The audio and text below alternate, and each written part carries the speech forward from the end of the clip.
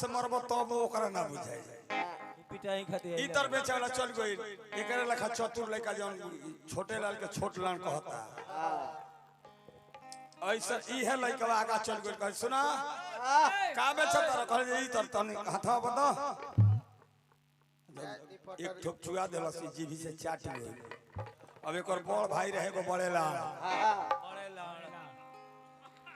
मैंने बड़े लाल से भेंट करो जाके कहल बाबूजी छोटे लाल हाथा पर लिहल से चाट गइल हो अब एकर बाबूजी कहले जे बुलाओ ओकरा के कहां बा बोला छोटे लाड़वा के आई छोटे लाल बड़े लाल के बाबूजी अब बोलौले दोनों जन के बोलौले बोलवा कहले करे हितावा तोरा के हाथ पर देलते छाट गेले हो कहता घरे ले रहते तो दाल में मिला के सब केहू ना खा ले तारवा बेचेला बुझ गेल जे ऐसा जल्दी हट नहीं तो पूरा परिवार बेढब के बड़े सही तारवा बेचेला दूसरा गांव में चल अपरूपी बढ़ेला कबो कबो ऐसा होला जे गलती से आदमी वैसने गांव में पहुंच जाला जहां नॉनसेंस लोग जिएले बैठल बैठल जगह पर चल जाइयो अभियंता जो वही समय ना बन जा जन्म में सांझे हम पे शुरू करू जा हां जी अही तेरी रोज गावे नहीं बटोरा ले लखा लोग हो गइल बड़े सही रोज उपेंद्र जी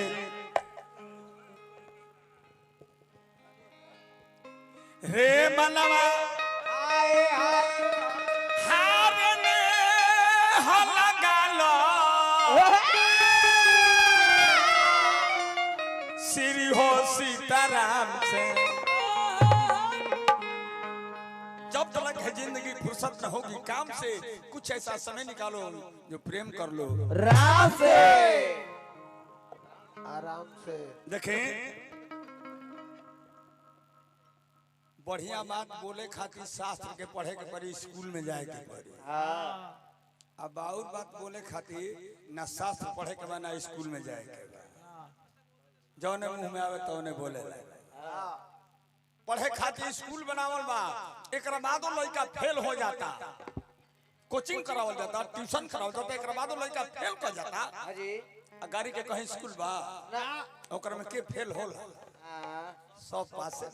है ये के नंबर तो बुरबक से बतियाओ देखो गंदा पर ढेला मरबो छिटके आके देही पे पड़ जाई हां लगभग हाथ जोड़तनी ई छोटे लाड़ बड़े लाड़ से हाय बा केने बड़े बड़े लाड़ जन छोटे लाल के छोट लाड़ बुझाता जन बड़े लाल के बड़ लाड़ बुझाता ओ लड़का से ओ लड़का के बाबू माई से सबका से हम हाथ जोड़ते हां हमनी के बड़े लाड़ है जा हेड के है ए मनवा हारने हलगालो मंटू बाबू आश्री हो सीताराम से कट जिंदगी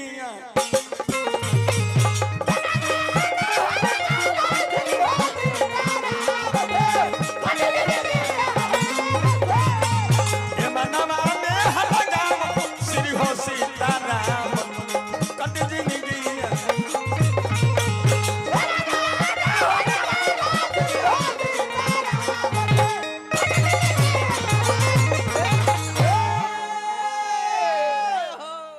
गाना बजाना का अलग अलग क्वालिटी होले एगो गंगा जी के पानी एगो सरजू जी के पानी में अंतर बानू बलेबा आ दोनों जनी पूजनीय होल हाइले हेलो सरजू जी के पूजा होला गंगो जी के होला हां जी कबे ऐसी हां जी बानू लेकिन अंतर बानू हां जी गंगा जी के जल हर जगह पूछल जाला चढ़ावल जाला हां आ सरजू जी उहो के जल चढ़त हो अभी हम वहां से माफी मांगतनी ई नहीं कहत कि सरजू जी के जल बड़ा खार होला हां जी हां भैया गुड्डू यादव जी हमरा के पुरस्कार देनी गुड्डी बाबू का हार्दिक हार्दिक अभिनंदन शुभकामना जमन करला कलम बना जनी हो ई कुल हटे सपना। शास्त्र के बात बताओ नहीं, गंगा जी बियाहुत हो, गंगा जी के शादी हो और सरजू जी के शादी ना है। ऐसे गंगा जी के धार में बाँच जाइबो और सरजू जब उफान ली है न कुंवारी है क्रोध में चलेली मुआदी है जावन करेला कल्पना जनी हो ई कुल हटे सपना। उपेंद्र बाबू जे राम से काम बोलेला देहिया मन में बता।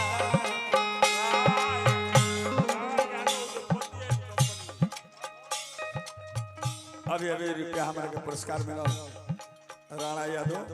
उद्योगपति एंड कंपनी के माध्यम से। ये राम से काम बोले देहिया मन में बता। कति जिंदगी इशारों को अगर समझो तो राज को राज रहने दो। जौना परिवार के लड़का इशारा ना बुझे वो परिवार है नहीं जी क्या जी।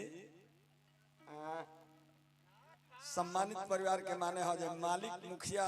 जब तारा को तनी उल्टा नजर ताक दला तो बुझ जा जे हमरा में कोनो गलती देख लेले बड़े का जी। और बात बात मुख ना पर मुख सुख के भूख का कारण दो। तनी विचार करो धन जी बाबू जे नाता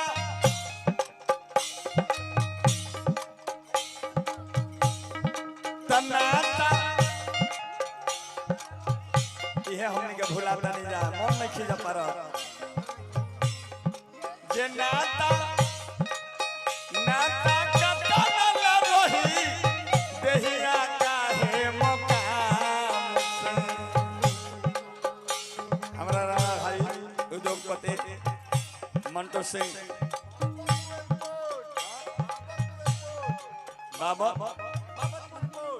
बाबर को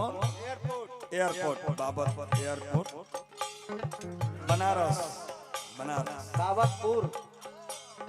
बड़ी बड़ी पुरस्कार एयरपोर्ट का माध्यम से। मंटू भाई जिला पंचायत सदस्य हमनी के परिवार से संबंधित माने जे नाता तनाता कहिया न रही हे देहिया काहे मुकाम से। तनाता कहिया न रही देहिया काहे मुकाम।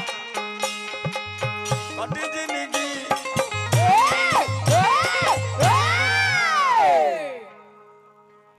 यह बात पर विचार करी जे कहिया ले हमारा के 4 गो गाड़ी दे देबो ऐसे तहर बोर्ड में नाम लिखा जाइए ना देखे वाला सुने वाला लोग बुझ जाइए जे बबुआ कौन इज्जतदार रहे कौन बेदीना रहे का जी। अच्छा अपना बाबूजी के भैया कह देबो तो विचार कर दे तो तहर माई का लगे हैं ए पर विचार नहीं कर अपना बाबूजी के भैया कहे खातिर तैयार भइल बड़ो तो विचार करो जे अब उनका मेहरारू तहर का लगे हैं।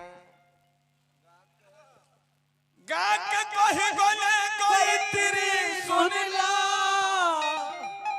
सच सच जिक्री जे बोईबा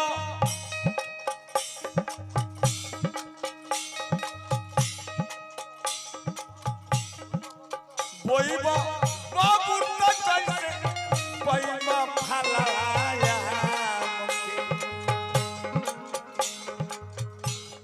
बाबूर के फेड़ लगा के